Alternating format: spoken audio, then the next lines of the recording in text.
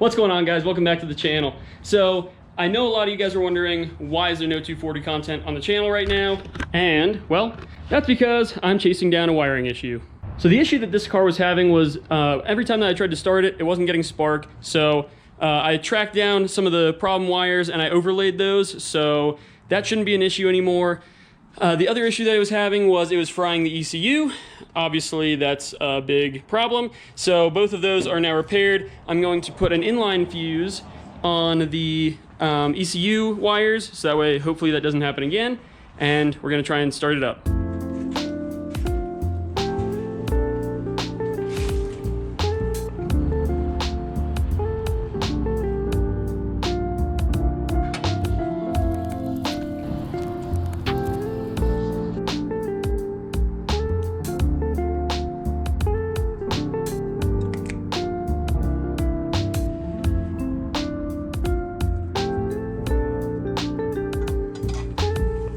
So as you guys can see, this right here is where the repair was done.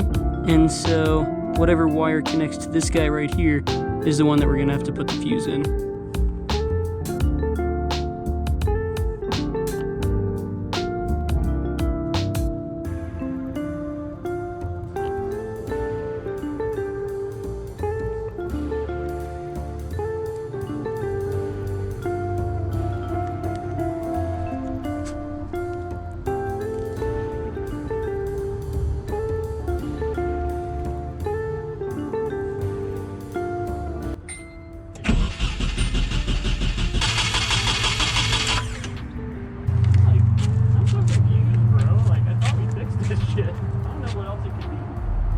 So then I swapped ECUs to the other one that we got repaired just to see if there was any difference.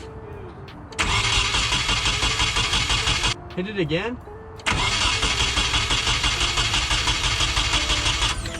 I'm not seeing anything, dude. All right, guys, so we still do not have any spark. So we're getting 12 volts into the distributor, but we are not getting 12 volts out. So we're thinking it might be something to do with the crank angle sensor. The ECU is fixed, so we are getting 12 volts at the pin that we weren't before. So that's one issue fixed, but obviously we still have something up. One eternity later. All right, guys, so the first half of this video is actually filmed in October. You might be able to tell because of the pumpkin decorations that were on the lawn and also the fact that that was filmed at the old house. We are now at the new house. It's about March now. So as you guys can see, it's taken a while to get here. And actually this video was supposed to be two different videos, but it turns out we were chasing the wrong wiring issue for months. So that was incredibly frustrating. And honestly, I am so tired of the 240 at this point, but I brought the 240 over to my friend Chris's house, and Chris is much better at wiring than I am. I am at the point in my life now where I know what I'm good at and what I'm not. And for me, wiring is the latter.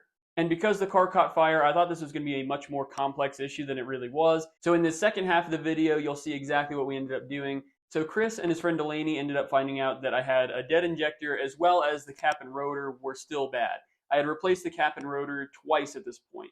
So I bought another cap and rotor from Rock Auto, and you guys will see exactly why you need to go with OEM if you want a new cap and rotor for your 240, because let's just say it did not work out for me. But in the end, this ended up being a much more simple issue than I thought it was going to be, so I am very thankful for that.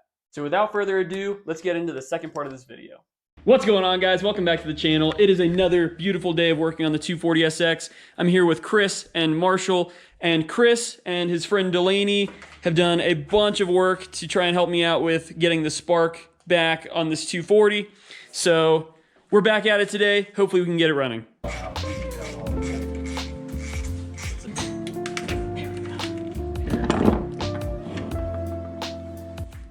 All kinds of corrosion, but we got the new Bosch injectors.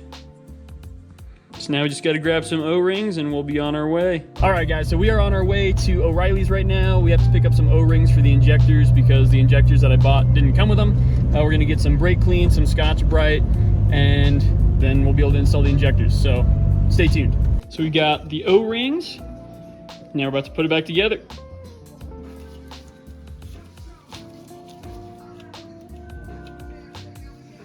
All right, guys, so we've been trying to start the car. We got new injectors, we got a new cap and rotor in there, Still not getting spark. So we're gonna do a little bit more diagnostic work, see if we can figure something else out. But that's where we're at. So at this point, we took the cap and rotor from Chris's 240 just so we could eliminate it as being an issue, and you'll see exactly what happened next.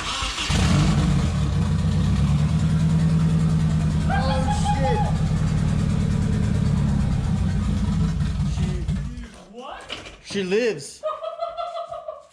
Let's fucking go! Let's go, baby! Let's go, man. Fuck yes. That's sick, Nice dude. job, dude. Holy shit. So, Gabe, what do we do? What did we do? Well, we put the cap and rotor from this guy's car in there, and we retimed it. New fuel injectors. That's all she needed, bro. That's all she needed. Apparently, I'm just stupid.